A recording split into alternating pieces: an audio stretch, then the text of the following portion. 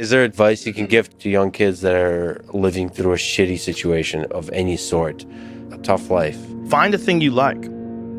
Try to find a thing that you really enjoy. Try to find a thing that you're passionate about. Like an activity? Yes. For me, early on, it was drawing. It was illustrations. It was comic books. I wanted to be a comic book illustrator. And then it went from comic book drawing and illustrations to martial arts. So, but it was just another thing that I was very, very passionate about. That was my vehicle out of my dilemma. That was my vehicle out of my own anxiety and trauma and my own issues and insecurities. And find something.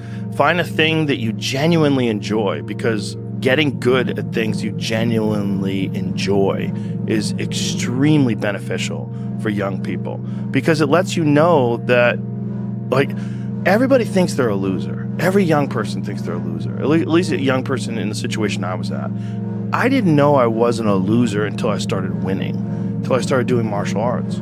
Martial arts taught me that, like, I could get better at stuff, that I wasn't really a loser. I just was someone who was, like, in a fucked up situation.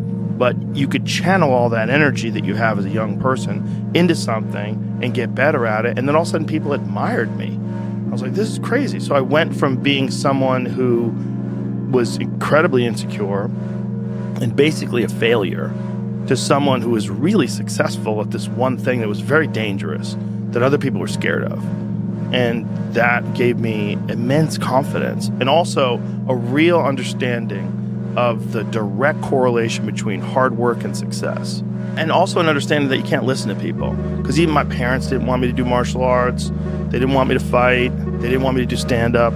There's like, you have to understand who you are, and then in the face of other people's either criticism or, you know, lack of faith in your ability to succeed, you push through, and there's great benefit in that. And then you realize that you can kind of apply that to other things in life. You can apply that to critics, you can apply that to social media commentators, you can apply that to a lot of things. And I don't think people are happy if they don't have puzzles and complex tasks and things that are interesting to them, whether it's an art project or whether it's learning something completely new like stand-up comedy. Like, doing things that are difficult is it's as much of a nourishment of the mind as food is a nourishment of the body. I think you need things that are puzzling to you, where you have to find your own human potential in the difficulty of the task and work your way through things. At least for me, and in my life, that has been 100% constant. I am a very happy person, and I have never had a moment where I'm not doing difficult shit. Give yourself something, an arduous, difficult task where you're challenged mentally and challenged physically. One of the great things about being challenged physically is it's also mental. The people that don't understand that have never really been challenged physically. People that think that physical challenges are just physical, it's just brute grunt work. It's not. It's emotional intelligence. It's understanding your desire to quit and conquering your inner bitch. All that stuff is mental. It's playing out inside your head, and there's a mental strength that you acquire from that you can apply to intellectual pursuits. And the people that don't think that are the people that haven't attempted them. And there's an arrogance to people that only pursue intellectual exercises, only pursue intellectual things, and don't pursue anything physical. That the physical stuff is base, it's grunt work, it's primal, it's not necessary. I don't think that's accurate.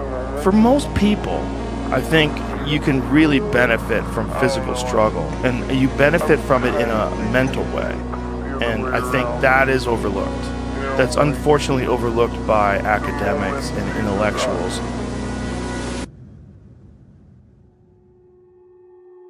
Find some difficult shit to do, because that gets away a lot of the anxiety that you carry around in your body.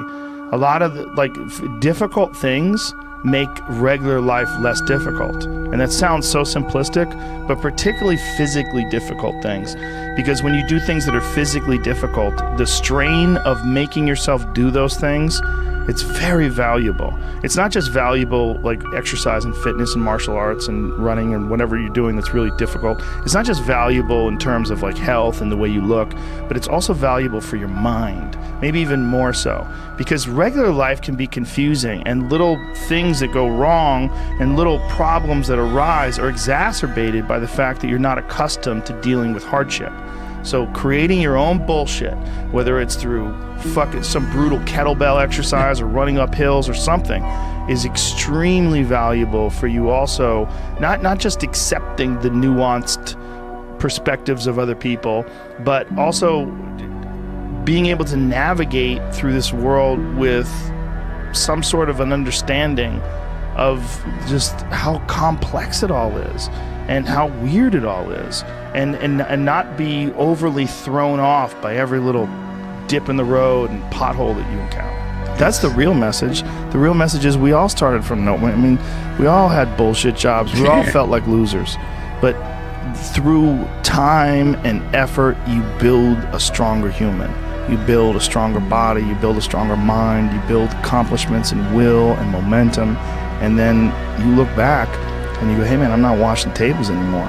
You know, I'm not washing dishes. I'm not cutting lawns. I'm not digging ditches. Yeah. You know, I'm a different person now, but I used to be. And these desire not to be that, but not to stay in it. That's what. That's the hardest part, right? Is to get out of that rut. When you ain't got shit and there's nothing going on, to have faith then is so difficult. To have faith when you're successful, it's like, yeah, listen, bitch, you've been successful for a while. Of course you got faith. Yeah, just keep doing what you're doing. That's easy. It's like you already got up the hill. Now you're just coasting. You know, you're just rolling down the hill. Everything's great. The hard part is getting up that fucking hill. Especially if you got a dad you're hiding from. Especially if you feel like you're a loser. Or you never really had anything in your life that you could look back on and say, hey, I was really good at that. You know, and there's a lot of people out there listening to this. There's so many people that are in that starting point. Like the people that come up to you and say, I don't know what to do. What should I do? How do I do it? Yeah. How do I get going? But you're going to have to figure it out, one foot in front of the other. You're going to have to find a thing and keep working at it and get better at it.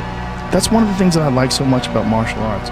They let anybody in. And then from learning how to do that, you get better. And then you realize, damn, I can get better at anything. The desire to get better. Yeah, that's for everybody. Just find a thing. Everything. And if you find a thing, like particularly martial arts, because you get belts and ranks, and then you can see how you're doing with opponents. But if you could just find a thing and work hard at that thing, you'll realize through that thing that you can get good at anything with time and effort. Pick a thing. Pick a thing. Whatever the thing calls to you. Whatever calls to you. The desire to change those circumstances, whatever they might be. As long as you have to have that desire, the will to change those circumstances. Yeah. That's your start right there. But if you have the will, the desire to change it, there's your starting point.